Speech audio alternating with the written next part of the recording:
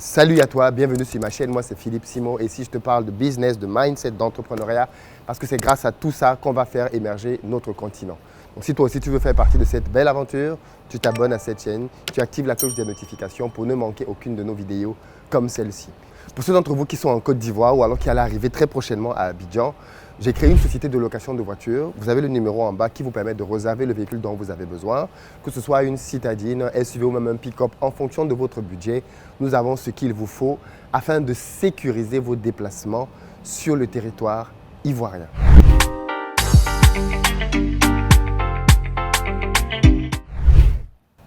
Aujourd'hui, je vous amène à la rencontre de l'entrepreneur ivoirien probablement le plus médiatisé, Stanislas Zézé. C'est quelqu'un que l'on connaît, qui est très présent sur les réseaux, qui est très dynamique. C'est quelqu'un qui est très présent médiatiquement et qui participe à beaucoup d'événements communautaires avec pour but d'impacter significativement la jeunesse.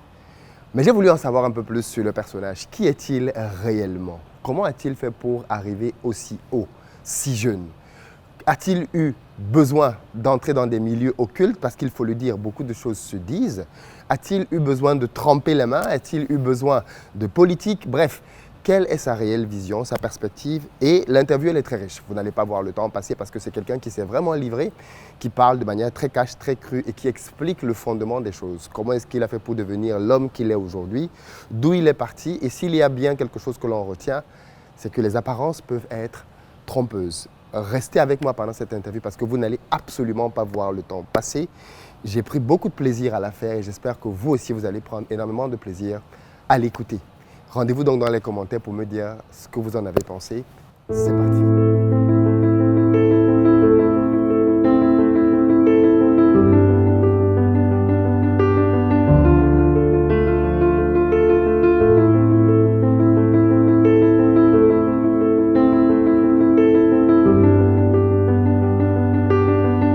Bonjour Stanislas. Bonjour, bonjour. Merci beaucoup de me recevoir aujourd'hui pour une interview. Est-ce que tu voudrais bien déjà pour te présenter pour les quelques personnes qui ne te connaissent pas encore? D'accord. Alors, je suis Stanislas Zézé, PDG de Bloomfield Investment Corporation, qui est la première agence de notation financière d'Afrique francophone. Nous sommes basés en Côte d'Ivoire. Nous intervenons dans 20 pays africains et dans 2 pays européens. Alors, déjà d'entrée, tu n'as pas d'une de tes autres casquettes. Depuis peu, tu es auteur aussi. Oui. Tu as écrit un livre, que je veux bien qu'on le regarde d'ailleurs. L'homme aux chaussettes rouges. Ouais. Déjà, pourquoi le besoin d'écrire un livre? Je crois que c'est extrêmement important de partager. Nous sommes dans un monde où je crois que l'Afrique est peut-être le seul continent où on ne lègue pas ce qu'on a fait. On ne transmet pas, souvent. On transmettait à l'époque par voie orale, mais ça ne fonctionne plus. Aujourd'hui, il est extrêmement important d'écrire. Mais je crois que écrit, c'est quelque chose d'extrêmement important. Ça reste, et ça reste. Et je crois que la transmission par écrit est certainement beaucoup plus puissante. Et moi, dans mon cas, c'est que j'ai constaté que beaucoup de jeunes Africains à travers le monde me suivent. Et je pensais que je leur devais quand même de leur dire qui je suis. Parce que bon, tout ce qu'ils voient sur Internet et tout ça, ce sont des images ponctuelles. Donc qui je suis, c'est d'où je viens, où je suis né, qui sont mes parents, quel type d'éducation j'ai reçu, quelles sont mes valeurs, qui sont mes frères et sœurs, qui sont mes amis avec qui j'ai grandi, dans quel environnement, comment ça m'a façonné, comment je suis devenu Stanislas Zézé. Justement, ça fait partie un peu de la partie que je voulais aborder avec toi parce que l'une des questions que je me suis posée en préparant cette interview, c'est mais Stanislas Zézé, c'est un entrepreneur qui en plus fait de la notation financière. C'est quelque chose d'extrêmement technique et pointu. Parce que quand je demande à des gens, Stanislas Zézé, beaucoup de gens connaissent, mais quand je demande qu'est-ce qu'il fait, les gens ne savent plus du tout.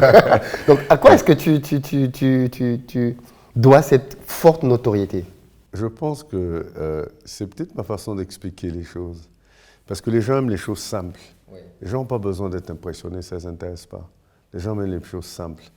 Et j'ai cette façon de démocratiser tout ce que je touche en réalité. Aujourd'hui, quand je parle de notation financière avec les gens, ils se disent, mais on dit c'est sophistiqué, mais finalement, ce n'est pas aussi sophistiqué que ça. C'est la façon de présenter les choses. Pour moi, quand on fait une présentation ou qu'on fait un discours, c'est de comprendre la psychologie des autres. Et à travers cette psychologie, il fait passer un message. On veut faire passer un message. Le message, on le modifie au fur et à mesure qu'on parle aux gens, en observant leurs réactions, en comprenant leur psychologie. Mais à la fin de la journée, il faut qu'ils comprennent. Donc, simplifier les choses. Et ça pour moi. La deuxième chose, je suis très présent sur les réseaux parce que j'ai compris l'importance et la puissance de la communication. C'est extrêmement important.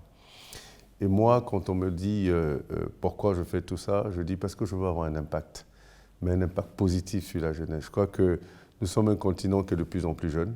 Ceci dit, malheureusement, nous sommes un continent qui infantilise beaucoup les jeunes. Et finalement, eux-mêmes finissent par s'infantiliser. Et je crois qu'il est important de les responsabiliser et de les guider. En 2030, l'Afrique va compter, 60% de sa population aura moins de 20 ans. Ce que ça veut dire, dans 15-20 ans, ce continent sera dirigé par des jeunes. Mais je ne souhaiterais pas que ce soit des enfants. Donc c'est pourquoi c'est important de communiquer. Et je crois que la seule façon aujourd'hui extraordinaire de communiquer, ce sont les réseaux. Et pour moi, la communication, c'est vraiment la simplicité. Vraiment la simplicité. Oui. Et je crois qu'aussi, ce que je fais partager aux jeunes aussi, c'est le rêve africain. Parce que c'est ça, ils aiment ça. C'est le rêve africain. Ils aiment le rêve, mais je l'ai dit, ce rêve-là, on peut le réaliser ici en Afrique. Il n'y a pas besoin de regarder des films américains. Il n'y a pas besoin de prendre des exemples qui sont très loin de vous, qui ne sont pas dans votre environnement. Oui, et ceux qui disent justement, oui, mais Stanislas, c'est un privilégié. C'est quelqu'un pour qui les choses ont toujours été simples. Non, c'est justement pour ça que j'ai écrit. Comme ça, vous comprendrez l'histoire. Oui, c'est ça. Parce qu'on présume, Stanislas était un privilégié parce qu'il était en France, aux États-Unis. Stanislas a perdu son père à 18 ans. Quelle est la capacité pour un étudiant de 18 ans d'absorber ce choc? 18 ans. Vous faites comment après? C'est aussi le papa était central, présent. Voilà, le papa était central. Et perdez votre père à 18 ans.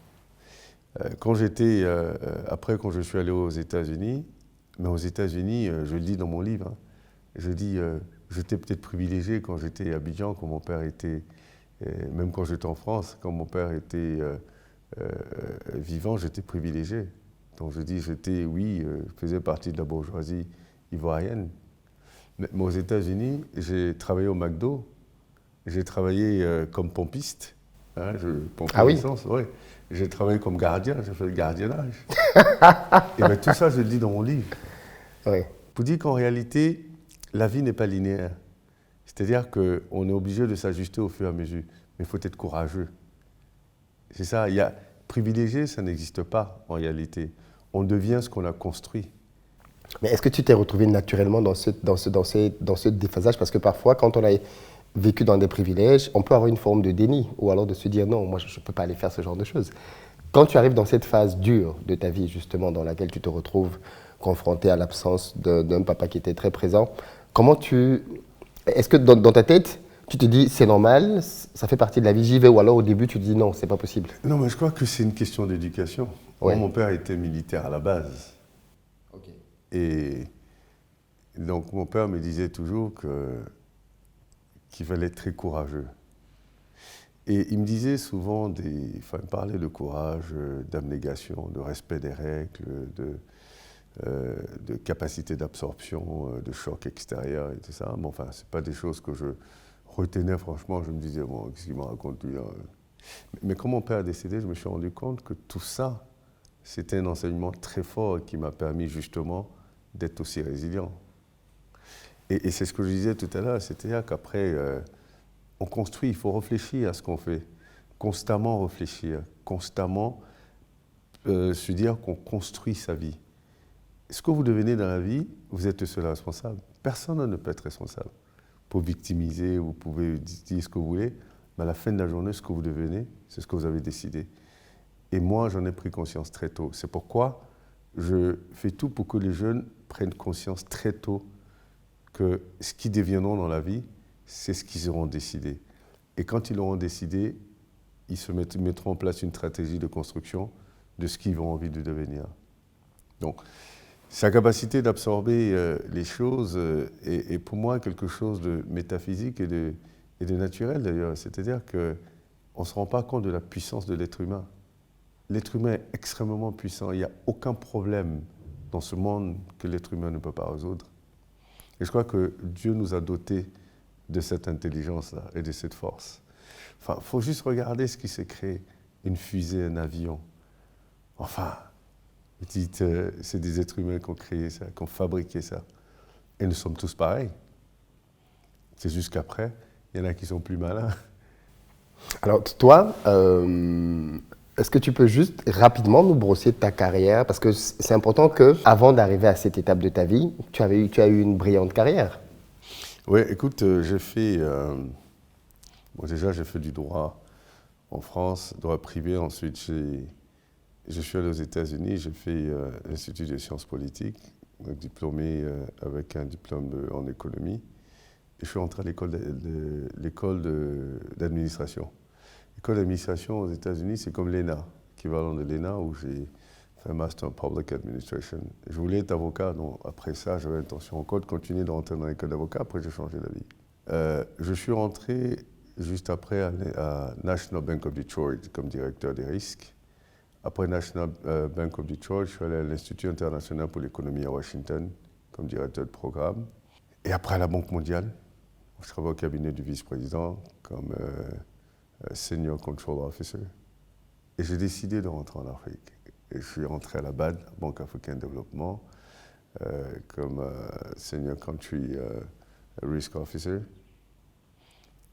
Et j'ai décidé que le développement à travers ces institutions ne m'intéressait pas et que ce n'étaient pas des institutions qui étaient vouées au développement de l'Afrique, mais étaient plutôt des institutions qui permettaient à l'Afrique d'avoir un coup de pouce.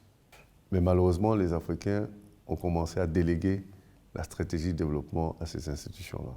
Moi, ça me posait un problème. Et j'ai réalisé que l'Afrique se développerait à travers son secteur privé, à travers le secteur privé. Donc, je suis entré à Shell Oil Products comme directeur régional du risque. Et je me suis rendu compte rapidement qu'il s'agissait de multinationales. Ce n'est pas celles-là qui vont développer nos pays africains. Ce qui va développer nos pays africains, ce sont nos propres entreprises africaines. Et donc, il faut les créer, ces entreprises africaines. Et moi, j'ai décidé de créer Bloomfield pour combler un vide qui existait. L'avantage qu'on a en Afrique, c'est qu'on a tellement de vides à combler, donc on a énormément d'opportunités d'entreprendre, d'entreprises. Mais il est important de créer cet écosystème d'entreprises africaines. Donc c'est comme ça que j'ai j'étais carriériste et après décidé d'être entrepreneur parce que dans cette logique de construction, je suis constamment en train de réfléchir. Et moi, ma priorité, c'est l'Afrique. Donc constamment en train de réfléchir et finalement me dire, quand on réfléchit, c'est pour trouver des solutions. Et donc voilà, aujourd'hui, on arrive à cette solution. Et d'ailleurs, là, nous fêtons les 15 ans de Bloomfield. Hein. Oui. Ouais. Le temps passe vite. Hein. Ça passe vite, ouais, ça passe vite. C'est pourquoi il ne faut pas perdre de temps. Alors, du coup, Stanislas, toi, effectivement, tu étais dans la diaspora, on l'a bien compris. Tu avais une brillante carrière, tu as décidé de faire ce retour-là pour l'Afrique. Comment tu expliques qu'une autre partie de la diaspora ne voit pas de manière évidente ce que tu as vu, toi, de te dire que les choses se passaient en Afrique? Moi, je vois une diaspora, en tout cas une grande partie de la diaspora, qui est très critique vis-à-vis du continent africain. Il n'y a pas ci, il n'y a pas ça, mais qui, au final, ne passe pas à l'action. Comment tu expliques ça? Mais il n'y a pas ci, il n'y a pas ça. Qui est-ce qui va le créer pour eux? Enfin, il faut qu'ils se posent des questions. Le gouvernement. Le gouvernement. Mais tu sais, Philippe, ce que je suis en train de dire, malheureusement, ces gens sont eux-mêmes se mettent dans des positions qui sont tristes. Ils vont rester là-bas, on ne considérera jamais comme des Occidentaux. Jamais. Ils seront toujours appelés à un moment donné qu'ils sont africains. Que vous ayez la nationalité française, américaine, norvégienne, on vous rappellera à un moment donné que vous êtes africain. Donc vous allez vivre avec cette souffrance, avec cette tristesse, parce que vous-même êtes en train de vous dénigrer votre Afrique, d'où on vous ramène tout le temps. Et l'Afrique ne va pas être développée par les Occidentaux, l'Afrique va être développée par les Africains. Plus il y aura des Africains qui penseront qu'il n'y a pas X, il n'y a pas Y et Z en Afrique, ben, moins l'Afrique se développera. Si vous pensez que vous êtes... s'ils pensent qu'ils sont très forts et très intelligents, très brillants, tout, ben c'est sur le terrain. Mais ils disent que les gouvernements ne facilitent pas les choses. Mais il n'y a pas gouvernements... besoin d'attendre des gouvernements. Est-ce qu'on a entendu le gouvernement, nous, pour créer des choses? Enfin, c'est trop facile, ça. Vous savez, c'est malheureusement, les gens sont toujours en train de trouver des excuses. Parce qu'ils ne sont pas capables de faire des choses, ils trouvent des excuses. C'est toujours la faute de quelqu'un d'autre. Ouais. C'est jamais leur responsabilité, c'est la responsabilité des autres. Nous sommes rentrés, nous sommes plusieurs à être rentrés, on a réalisé des choses, mais il s'agit des mêmes gouvernements. Nous ne sommes pas liés à des gouvernements, mais nous avons réalisé des choses. Donc l'Afrique, ce n'est pas une fatalité. Il faut venir pour aider à changer les choses, justement. Les choses sont en train de changer. Même ces politiques que les gens critiquent sont en train d'évoluer. Les choses sont en train d'évoluer. De plus en plus de jeunes rentrent dans cette sphère politique. Les choses changent progressivement, peut-être pas aussi rapidement qu'on souhaiterait, mais c'est en train de se faire. Cette transition, elle est en train de se faire. Vous avez de moins en moins de politiciens complexés, vous avez de plus en plus de politiciens décomplexés. Et c'était ça le gros problème, ce complexe vis-à-vis de l'Occident, qui retardait les gens.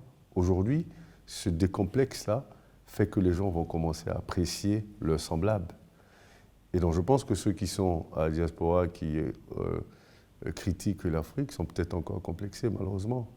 Moi, je leur conseillerais de rentrer comme nous, et puis de créer des choses qui manquent. Moi, j'ai décidé, j'ai constaté qu'en Afrique, la perception du risque que les Occidentaux avaient sur l'Afrique était biaisée.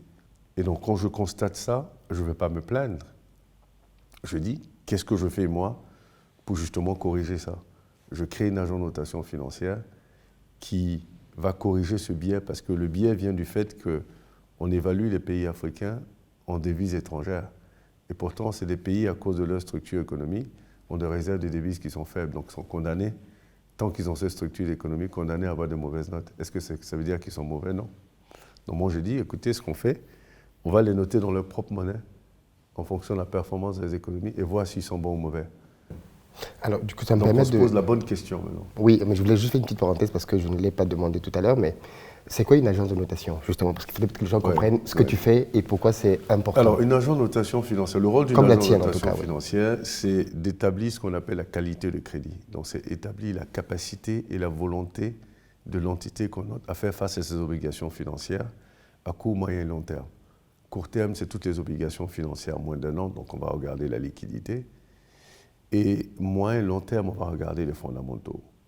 Donc, c'est un outil qui permet d'établir la crédibilité d'une entité vis-à-vis de ses créanciers, fournisseurs, enfin tout ce que vous voulez. Voilà. Donc, notre rôle, c'est d'être une liaison entre les demandeurs des capitaux et les pourvoyeurs des capitaux. Ok, je pense que c'est assez clair. Pour revenir donc au sujet sur la diaspora, comment est-ce que toi, tu penses que cette diaspora peut aujourd'hui, sur quel axe elle devrait travailler pour avoir plus d'impact? On sait tous que les diasporas ont eu des impacts très importants. La Chine, par exemple, l'Inde, je ne parle même pas d'Israël, sont devenus ce qu'elles sont en grande partie grâce à leur diaspora. Et on sait que la diaspora a des gens comme toi qui sont très talentueux dans leur domaine, mais qui, malheureusement, aujourd'hui ne profitent pas au continent africain. Qu'est-ce qui manque? Déjà, il faut qu'ils changent d'attitude. Cette histoire de « il n'y a pas ci, il n'y a pas ça », se plaignent. Il faut déjà être dans le bon état d'esprit. Je crois que les Chinois, les Israéliens et tout ça aiment foncièrement leur pays. Aiment foncièrement leur pays. Et ça fait la différence. Les Israéliens vont investir en Israël. Et j'entends des gens de la diaspora nous dire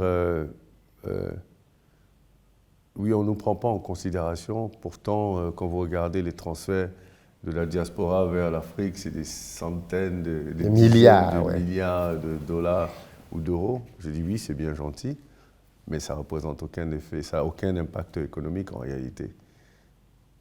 Ça a un impact social, certes, parce que ces 100 milliards de dollars ne viennent pas en un bloc pour être investis, ça vient en 100 euros, 200 euros, 1000 euros, 2000 euros pour payer l'école des cousins, le loyer de la maman et tout ça, c'est bien gentil. Ce sont des impacts, c'est un impact certain, un impact social.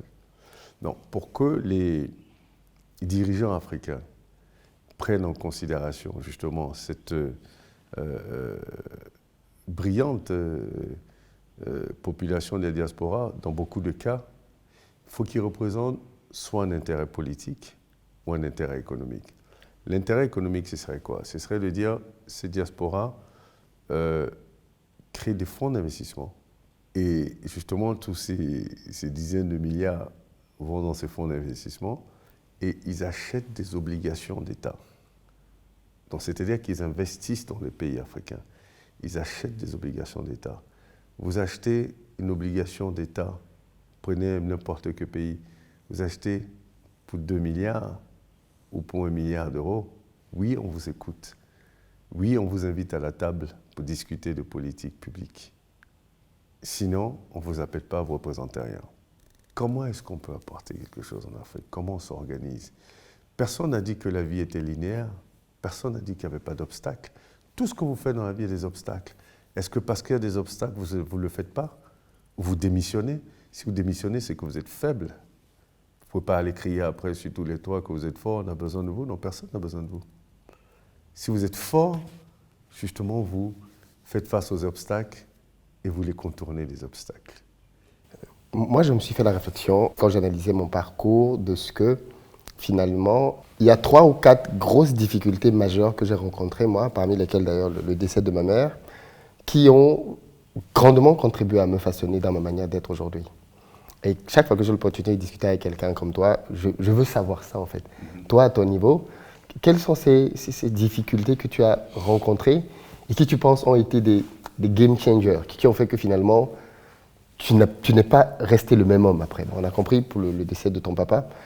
Mais à part ça, est-ce qu'il y a d'autres événements comme ça qui, tu penses, sont des moments charnières dans ta vie? Non, honnêtement, je pense qu'après ce moment-là, j'ai pris conscience de ma capacité. Parce que cette simple capacité d'absorption de ce choc m'a complètement transformé. Après ça, je me suis dit, si je suis capable d'absorber ce choc-là à 18 ans et d'avancer sans problème, il n'y a rien qui puisse m'arrêter. Effectivement, rien ne m'a arrêté jusqu'à maintenant. Pourquoi? Parce que chaque fois que j'ai des difficultés ou chaque fois que je rencontre un problème, je ne l'attaque pas frontalement. Je contourne le problème. Contourner le problème, ça ne veut pas dire éviter le problème ou fuir le problème. Non, ça veut dire réfléchir à plusieurs solutions. Quand vous attaquez frontalement, vous avez une seule solution. Quand elle ne fonctionne pas, vous êtes buté, vous restez là, vous voulez réessayer la même solution 50 000 fois, mais non, ça ne marchera pas. Mais quand vous voulez contourner, vous pensez à plusieurs possibilités. Comment je contourne? Par la gauche, par la droite, par le haut, par le bas. Et donc ça vous permet d'avoir plusieurs possibilités, vous finissez par avoir forcément la bonne possibilité. C'est comme ça que je fonctionne. Je ne vois aucun problème comme étant un problème incontournable. Je ne cherche pas à responsabiliser quelqu'un d'autre. Je ne cherche pas à accuser des gens. Je ne cherche pas des responsables pour ce qui se passe. Non. Si c'est moi qui fais face à ce problème, je me dis comment je le résous moi. Il est important d'avoir une philosophie de la vie qui soit une philosophie très simple. De se dire, on peut résoudre les problèmes par nous-mêmes. Tu comptes sur toi d'abord. Et ça, c'est extrêmement puissant. De savoir que tout ce que tu as comme problème, compte sur toi d'abord. Et c'est là que ça te permet de puiser au plus profond de toi ta capacité à résoudre des problèmes. Mais si dès que tu as un problème, ton premier réflexe, c'est de savoir qui a mis le problème là. Ce qui est malheureusement une grosse mentalité qu'on retrouve. Bien sûr, mais c'est pourquoi il faut changer. Et je suis un peu surpris d'ailleurs de l'attitude de beaucoup de gens de la diaspora, parce que je pense que malheureusement, ils n'ont peut-être pas réalisé, mais ils ont un avantage significatif, c'est le bénéfice d'avoir 2 cultures. Et ça vous met dans une position assez importante, mais sur laquelle vous pouvez capitaliser. Mais si malheureusement ça on utilise pour penser qu'on est obligé de venir nous chercher pour résoudre tous les problèmes de l'Afrique, c'est bien dommage. Non, il faut changer, il faut que les gens de la diaspora changent d'attitude. Je pense fondamentalement qu'ils peuvent apporter énormément de choses. Bon, je viens de la diaspora, je vois un peu tous les autres de la diaspora qui sont rentrés, ce qu'ils apportent à ce continent. mais c'est sur le terrain que ça se passe. C'est sur le continent que ça se passe. Tu rentrais, Philippe. C'est sur le continent que ça se passe. On ne peut pas venir en aventure en Afrique quand on est africain. Je fais une différence entre ceux qui sont nés en Europe et qui ont grandi en Europe et ceux qui sont partis en Europe. Pour moi, la diaspora, c'est ceux qui sont partis. Je fais une différence entre la diaspora et les afro-descendants. Parce que quelqu'un qui est né d'un père qui est né en France, en réalité, est français même dans l'âme. Et à la couleur noire, donc ressemble aux gens de l'Afrique, mais fondamentalement n'est pas forcément de l'Afrique. Donc, on ne peut pas reprocher à cette personne de ne pas vouloir entrer en Afrique, parce que bon, il n'a aucune attache en réalité à part la couleur de peau.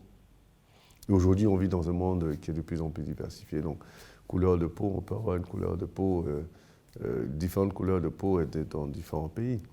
Mais je parle de ceux qui sont partis d'ici, conscients. Oui. Conscients d'être africains et sont partis en Occident et maintenant sont en train de dénigrer l'Afrique. Ça me pose un gros problème. Oui. Ça me pose un gros problème. Que quelqu'un qui soit né à Bobigny parle du bled et tout ça, enfin, je dis bon, mais écoutez, ça à la limite, il parle de ce qu'il ne connaît pas, quoi. Voilà, tout à fait, ouais. On arrive vers la fin et c'est important pour moi tu as parlé un peu de philosophie. Comment tu définis la réussite? Et est-ce que tu considères que tu as réussi? Je pense que la réussite, c'est la réussite d'un projet de vie. Parce que la réussite, on a tendance à penser que la réussite, c'est l'aisance financière et matérielle. Ouais. Non. On peut réussir et être quand même modeste. C'est-à-dire qu'on peut réussir et puis vivre une vie tout à fait normale. Pas dans l'opulence, pas de grosses voitures, pas voyager en première classe, en business class. Non.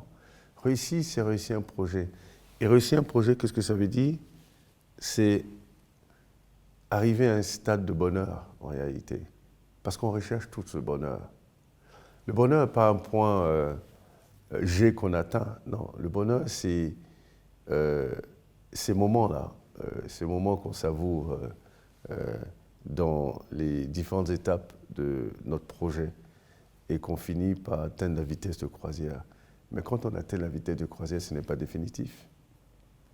On peut chuter. Donc, quand on est à vitesse de croisière, il faut maintenir la vitesse de croisière. Donc, c'est ce maintien-là qui crée ce bonheur-là. Donc, on peut être quelqu'un de tout à fait simple et être heureux parce qu'on a réussi son projet de vie. J'ai décidé de créer Bloomfield. Aujourd'hui, on atteint la vitesse de croisière. Je pense que j'ai réussi. Maintenant, la richesse matérielle peut être la conséquence de la réussite. Mais pas toujours. Pas toujours, mais peut-être la conséquence de la réussite. Parce qu'il y a des gens qui sont riches qui n'ont pas réussi. Pourquoi? Parce qu'ils ont volé, par exemple. C'est vrai. Non, ils ont réussi quoi? Ils ont réussi à voler. Enfin, bon, je ne crois pas que ce soit forcément compliqué. Parce qu'on ne comprend pas que être riche, c'est créer de la richesse et devenir riche, c'est créer soi-même de la richesse. Ce ne sont pas des salaires qui rendent riches, ça c'est clair. Quel est ton rapport à l'argent? Très détaché, extrêmement détaché. C'est-à-dire que l'argent, pour moi, c'est un moyen, ce n'est pas une fin en soi. C'est quand l'argent devient une fin en soi, vous devenez esclave de l'argent. Et quand vous êtes esclave de l'argent, c'est extrêmement dangereux parce que vous êtes prêt à tout pour l'argent. Moi, je ne suis pas prêt à tout pour l'argent. Pour moi, l'argent, c'est un moyen. C'est bon de l'avoir, ça permet de faire des choses, mais ce n'est pas une fin en soi. Je ne travaille pas pour l'argent. Je n'ai pas créé Bloomfield pour l'argent. On m'a proposé de racheter Bloomfield plusieurs fois à des montants astronomiques que j'ai refusé. Et quand je dis je ne suis pas à... Quand je dis je ne suis pas à vendre, on dit tout le monde a un prix. Je dis oui, mais peut-être que tout le monde a un prix, je ne sais pas ce que ça veut dire. Mais peut-être que les gens vendent des choses parce qu'à un moment, ils ont envie de les vendre. Mais moi, j'ai créé Bloomfield pour que l'Afrique ait un outil qui lui appartienne. Et cet outil est venu combler un vide. Un vide ou une situation créée par des structures internationales, soi-disant internationales. Mais si je vends cet outil à ces structures internationales, on revient au point zéro. Et ce n'est pas ça l'objectif. Et comme j'ai dit, je vis bien ma vie. Hein. Je n'ai pas besoin de plus d'argent que ce que j'ai déjà. Je vis correctement. Donc, c'est pourquoi je dis mon rapport à l'argent est très simple. Hein. Qu'est-ce que tu penses de ceux qui pensent que Stanislas, il en fait trop? Il est bling-bling. On le voit dans sa belle voiture. Je sais pas ce que ça... Oui, mais j'ai travaillé pour. Tu vois, et comme je dis, moi je suis vraiment dans cet état d'esprit américain. Là. Est-ce que tu comprends que ça peut choquer ici en Afrique? Mais ça, c'est le problème. Ça, c'est pas mon problème. Ce que je veux dire, c'est que moi, je fais ce que j'ai envie de faire. Pour moi, chacun fait ce qu'il a envie de faire. Je n'ai pas de compte à rendre à quelqu'un. Si j'ai envie de rouler dans une Porsche, que j'ai le moyen de m'acheter une Porsche, je m'achète la Porsche. Je veux rouler la Porsche, fumer le cigare, je fume le cigare. Tant que je ne fume pas dans le visage de quelqu'un d'autre, je suis dans ma voiture. Enfin, j'écoute ma musique. Je n'écoute pas fort parce que je ne veux pas déranger les autres. Tant que je fais des choses qui, normalement, ne dérangent pas les autres, franchement, ce que les autres pensent, ça, c'est leur problème. Moi, j'ai vraiment pas de problème avec ça. Celui qui pense que je suis bling-bling, mais c'est son problème. Je porte des chaussettes rouges depuis 22 ans. Il y a des gens qui pensent que je suis un féticheur, je suis dans les sectes et tout ça, mais ils ont le droit de penser ce qu'ils veulent. J'ai beaucoup entendu ça aussi, oui. Mais ils ont le droit de penser ce qu'ils veulent. Parce que malheureusement, pour les Africains, on ne peut pas réussir en travaillant. Ouais. Il faut être dans une secte, il faut avoir des fétiches et tout ça. Mais c'est pas grave, si eux, ça peut les soulager pour ce qu'ils ne sont pas capables de faire, il n'y a pas de problème. Donc ils portent des chaussettes rouges aussi, ou qu'ils rentrent dans les sectes. Ouais. Si pour eux, c'est ça la solution. On parle beaucoup de franc-maçonnerie à Abidjan. Ouais, je ne suis pas concerné par tout ça. Je crois que, et je reviens fondamentalement. Mais c'est important de le dire, c'est bien que tu le dises. Je suis très spirituel. Et je dis, Dieu dit qu'il nous a créés à son image. Et quand on pense que Dieu est l'architecte de ce monde, qu'est-ce que les hommes, grand H, donc les hommes et les femmes, ne soient pas capables de faire? Pourquoi aller se compromettre dans des histoires? Non, je pense que les gens qui rentrent dans tout ça, c'est peut-être parce qu'ils ont envie. Si vous rentrez dedans parce que vous avez envie, pas de problème. Mais si vous rentrez dedans parce que vous pensez que... ça va leur donner du pouvoir, de l'argent. Non, c'est ceux qui pensent ça, ils sont... Enfin, je crois qu'après, ils sont désillusionnés parce que rien n'est gratuit dans ce monde. Ce que les gens vous donnent, bah, vous devez donner autre chose aussi, à un moment donné de votre vie, c'est clair. Donc, oui, mais tu as dit quand même au début que tu voulais inspirer les gens, que tu... Voilà. Est-ce que tu penses que dans notre continent, voir un Stanislas Zézé qui, effectivement, il a ce qu'il a acheté, il ne le doit à personne. Mais quel est l'impact que tu penses que ça crée chez les jeunes? Ils se disent, il faut qu'on soit comme ça aussi ou... Oui, mais non, je veux qu'ils disent qu'il faut qu'on soit comme ça. Ok. Mais non, qu'ils comprennent à travers mon discours comment on fait pour devenir comme ça, justement. Le travail, l'abnégation, le courage, compter sur soi-même, pas être en train de chercher des excuses farfelues pour ne pas faire ce qu'on est supposé faire, ne pas tricher. Et c'est une fois de plus pourquoi j'ai écrit ces livres-là, pour que les gens comprennent qui je suis en réalité, d'où je viens. Oui. Voilà. Donc, on me voit là, on a l'impression que bon, bling-bling, privilégié et tout ça. Non, tout a toujours été tout simple. Ouais. Faut lire l'histoire. Où est-ce qu'on le trouve? Il est sur Amazon, il est... Non, pas encore. On a fait une stratégie de vente qui est complètement différente. D'accord. Pour l'instant, on le vend dans 3 points de vente en Côte d'Ivoire, on le vend à Paris. Enfin, sur nos réseaux sociaux, on met des endroits, ok. Paris, Dallas, Douala, Dakar et tout ça. Ok, donc il est disponible, en tout cas. Cherchez l'homme aux chaussettes rouges. Et maintenant, ce qu'on fait, on a introduit un concept qu'on appelle le University Tour. Donc, on va dans les universités, on trouve une entreprise sponsor qui va acheter 100 livres, 200 livres et les offrir aux étudiants. Ah, super. Voilà. On fait ça souvent maintenant. Et c'est vraiment comme ça qu'on a envie de liquider, parce qu'il s'adresse à la jeunesse. Oui. Et donc, on crée des concepts comme ça qui permettent de changer avec les jeunes et tout ça. Et donc, voilà. Donc, pour moi, c'est extrêmement important d'écrire sa biographie pour que les gens comprennent. Parce qu'on juge toujours très vite les gens. Oui. Il est comme ça, il est ceci, il est ça. Je pense que toute cette énergie négative là, que les gens prennent à critiquer les autres, s'ils consacraient cette énergie à réaliser des choses intéressantes, l'Afrique serait très, très, très, très loin. Parce qu'il y a beaucoup d'énergie négative qui circule là. Si on pouvait les transformer en énergie positive pour créer des choses, énergie créative.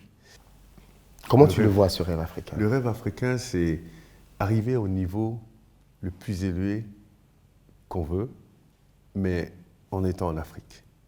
Je me rappelle quand j'étais aux États-Unis, je lisais... j'avais un avocat noir américain qui a écrit un bouquin, et la couverture du bouquin, il était adossé à une Rolls-Royce, un cigare dans la bouche, beau costume. Il dit « Why should the white boys have all the fun ?» Pourquoi il n'y a que les jeunes blancs qui devraient qui devraient que s'amuser? Pourquoi pas nous, quoi? Mais il a bossé pour être là où il est. Oui. Grand avocat, diplômé de Harvard.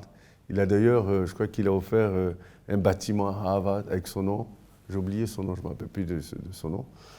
Mais c'est vous dire qu'il faut créer le rêve qu'on veut que nos enfants aient. Moi, je veux qu'un jeune Africain se dise, je peux bosser, arriver à un niveau où je peux rouler en Porsche et fumer mon cigare. Je n'ai pas besoin d'être à New York pour ça. Je peux être à Douala, je peux être à Yaoundé, je peux être à Abidjan, je peux être à Cotonou, je peux être à Dakar, et je vais faire ça. Et ne pas avoir honte de sa réussite. Parce qu'on est toujours en train de se cacher. Oui. Ah non, mieux vaut vivre caché. Mais pourquoi je vis caché? Des jaloux? Mais ça, c'est le problème. Comme on dit à Abidjan, les jaloux vont maigrir.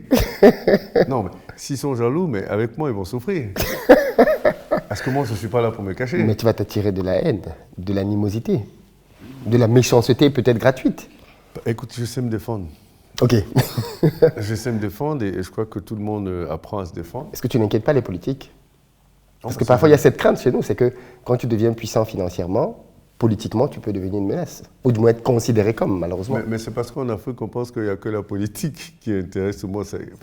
Quand on me demande, mais c'est quoi le next step? Je dis, mais qu'est-ce que vous appelez le next step? On me demande, mais si on t'appelle pour être ministre, est-ce que tu... Je dis, mais c'est pas une promotion. Vous pensez que c'est une promotion? Enfin, je sais pas moi. Non, c'est extrêmement important que les gens sortent de cette logique-là. Les politiciens, ce sont les serviteurs du peuple. Oui. C'est juste que les gens n'ont pas compris.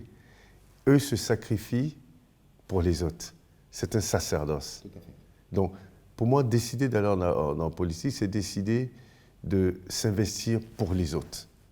Ce n'est pas comme ça que les gens le font en Afrique, malheureusement, mais c'est ça l'essence. Et pour moi, la politique, c'est le débat, c'est la discussion, c'est les compromis. Ce n'est pas la machette, ce n'est pas les prisons, non, non. Et donc, il faut peut-être qu'on change de paradigme. Il faut qu'on voit la politique différemment. Et la politique, ce n'est pas une fin en soi. Enfin, je veux dire, ce que j'aime bien dans ce pays, la Côte d'Ivoire, c'est que le secteur privé commence à se développer de façon significative. Oui. Les jeunes comprennent que l'entrepreneuriat, c'est excellent. Il faut aussi des jeunes qui rentrent dans la politique pour changer les choses. Mais je veux dire, c'est pas, la politique n'est pas la seule chose qu'on fait dans un pays pour faire avancer un pays. Il y a la politique, évidemment, pour créer un cadre qui permet aux autres, justement, au secteur privé de pouvoir créer de la richesse, de la valeur et des emplois. Mais il ne faudrait pas qu'on ramène toujours les gens à la politique. Mais c'est parce qu'il y a une mauvaise conception chez nous. Je me rappelle d'une interview d'ailleurs de l'ancien président Laurent Gbagbo qui disait que quand on veut être riche, on ne fait pas de la politique, on fait des affaires. Mais la politique, ce n'est pas pour devenir riche, justement. Non. La politique, c'est pour changer les choses. C'est ça que les gens ne comprennent pas. OK? La politique, c'est pas... Non, on devient riche, on monte une entreprise, on crée de la richesse, on crée de la valeur, on devient riche. C'est ça, enfin, les choses sont très simples pourtant. Mais je ne sais pas pourquoi les gens veulent toujours te ramener à la politique. C'est comme la politique, c'est le next step. Voilà, les highest level. Yes. Je me rappelle, juste peut-être pour terminer ça, je me rappelle, j'étais dans un quartier modeste, hein, et il y avait un professeur d'université qu'on a nommé ministre. Mais il est resté dans son appartement de son quartier modeste. Ça a choqué, ça. Et donc, je ne sais plus comment je me suis retrouvé dans l'endroit, et lui, il descendait. Et donc, ils étaient deux, il dit, tu as vu celui-là? Un faux type. Les gars, je ne sais pas c'est quel genre de ministre. Il est là, on l'a nommé ministre, ça fait quoi, 6 mois il est là. Au lieu d'habiter dans les grosses villas, il est là, il est encore... Mais c'est quoi son problème? Un ministre doit être riche. Ah. Un ministre, il habite dans les grosses maisons. Un ministre, c'est la richesse, l'opulence. C'est pourquoi tout le monde se bat pour être ministre. Et je dis, mais voilà, c'est-à-dire que si celui-là, on le nomme ministre... Ah oui. En fait, un ministre, ça touche 4 millions de francs CFA, donc 6 000 euros, je pense, à peu près. Donc, il est nommé ministre aujourd'hui. Il n'était pas riche avant. 1 an après, il a une maison de 4-5 millions d'euros. Ben, ça ne choque personne, parce qu'on trouve normal. Oui. Avec un salaire de 6 000 euros, il a une maison de 3 millions d'euros. Ça ne choque personne, parce que c'est normal. Mais par contre, il reste là où il était. Parce que justement, après un an, ça fait 72 000 euros. On ne peut pas acheter une maison de 1 million d'euros, de 2 millions d'euros. Mais ça choque les gens qui soient là. Donc, être normal, ça choque. Oui. Être anormal, c'est apprécié. Malheureusement. Mais comme je dis, je suis afro-optimiste. Les choses sont en train de changer. Ça n'évolue pas aussi rapidement qu'on veut, mais ça évolue. Les mentalités changent. Je suis très fier des jeunes Ivoiriens, des jeunes Africains en général, qui aujourd'hui sont très innovants, sont très créatifs. Beaucoup d'entre eux reviennent. Ceux qui ne reviennent pas, ce sont ceux qui ont fait le vieux os là-bas et finalement ont pris tellement d'habitude qu'il faut qu'ils trouvent des excuses. On peut intervenir sur le continent en étant à l'extérieur, mais de grâce qu'on arrête de dénigrer l'Afrique quand on est africain, ça n'a pas de sens. Parce que même ceux devant qui vous dénigrez l'Afrique, finalement, ne vous prennent pas au sérieux. Bien sûr, parce qu'en fait, c'est ça le ricochet qu'on ne voit même pas. Ils ne vous prennent pas au sérieux. Bien sûr. C'est dit, mais Steve, c'est comme un traître. Tu trahis quelqu'un pour aller avec quelqu'un d'autre, mais l'autre, tu ne te feras jamais confiance. Bien sûr. Même si tu as poussé à trahir et qu'il te prend avec lui, jamais il ne te fera confiance. Tout à fait. Parce que tu es capable de faire la même chose. 2 questions pour la fin, Stanislas. La première en 2 volets. Quel conseil, avec toute l'expérience et le vécu que tu as aujourd'hui, tu aurais donné au jeune Stanislas à 20 ans? C'est-à-dire, avec tout ce que tu as vécu aujourd'hui, qu'est-ce que tu penses que si tu l'avais su à 20 ans, ça t'aurait accéléré les choses? Et puis deuxième, on partira tous un jour, comment tu veux qu'on se souvienne de toi? Alors, la première question, c'est marrant, quand j'écrivais L'homme aux chaussettes rouges, justement, d'ailleurs j'écris à la 3e personne. J'ai coécrit avec comme Christian, oui, qui est mon cousin, qui est journaliste, écrivain et enseignant en France. Et la partie comment j'écris, je l'écris à la 3e personne. Dans tous les livres, écrits à la 3e personne, parce que, évidemment, lui, il écrit à la 3e personne, moi aussi. Et je regardais le film de ma vie. Et comme quand on regarde des films, on pense toujours qu'on sait mieux que ceux qui sont en train de tourner le film. On dit, mais attends, mais regarde derrière toi, mais fais attention. Ouais. Mais attends, il va te... Voilà. Et tu regardes, et puis tu dis, mais attends, mais ça, j'aurais pas dû faire ça, j'aurais pas dû faire ça. Et à la fin, tu dis, mais attends, mais si je n'avais pas fait ça, peut-être que je ne serais pas Stan Zézé aujourd'hui. Et comme je suis fier de ce que je suis aujourd'hui, je ne changerai absolument rien.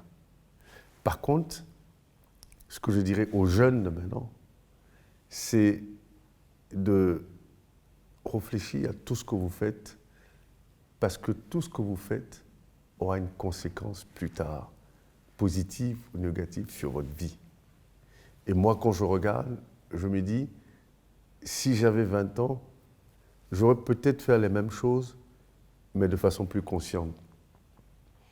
Parce que même quand on fait des mauvais choix, ce sont des bons choix, parce qu'on a fait le choix. Donc on ne peut pas faire, en réalité, il n'y a pas de mauvais choix. On choisit. La conséquence peut être bonne ou mauvaise, en fonction des règles de la société, mais c'est un choix qu'on a fait. On a décidé de le faire, donc c'est toujours un bon choix pour nous, en tout cas. Mmh.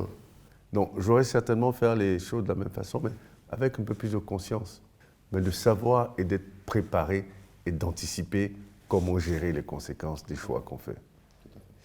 Et ce que je veux qu'on se rappelle de moi comme quelqu'un qui voulait vraiment impacter positivement, hein, et qui est foncièrement attaché à son continent et qui pense véritablement que ce sont les Africains qui vont développer l'Afrique, qui vont faire avancer l'Afrique, et qui a œuvré toute sa vie justement dans cette optique-là, et qui a toujours été très fier d'être africain, sans complexe. C'est-à-dire que si Dieu devait me refaire, je lui demanderais de me refaire africain.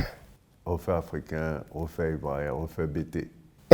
Tout est parfait. Voilà. Non, c'est pour moi, c'est vraiment, je crois que c'est important que chaque être humain laisse une legacy.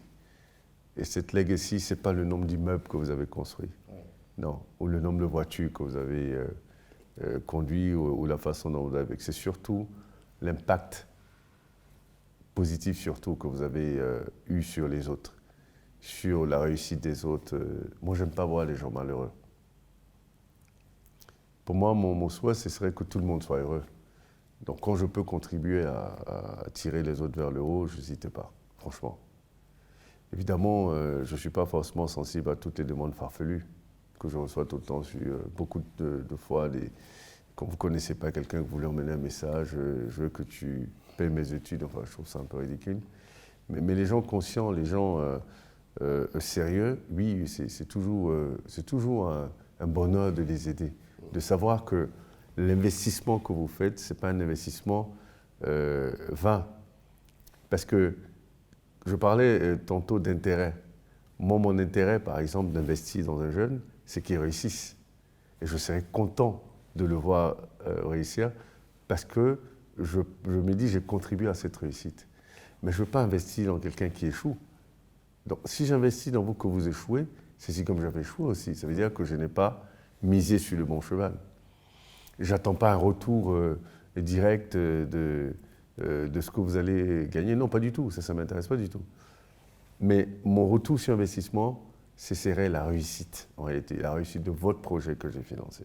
Merci beaucoup Stanislas d'avoir pris le temps de cet entretien qui au final s'avère très riche. J'ai beaucoup appris en t'écoutant et j'espère que vous aussi. Mais écoute, j'espère que... Alors généralement ce que je fais, 1 ou 2 ans après, je fais toujours une deuxième partie pour voir le cheminement entre-temps. Et je serais très honoré de te reprendre en interview dans quelques temps. Ben écoute, dans 2 ans, on le fera à Sini. Ce sera 17 ans. Ah, à Sini, ben voilà, parfait. On le fera à Sini. J'ai commencé ma pré-retraite. Ah. Je migre progressivement vers la cité balnéaire. Super. Ouais, c'est vrai que c'est un autre cadre. Et, ok. Ouais. Merci beaucoup. Merci infiniment. À très bientôt. À très bientôt. Merci.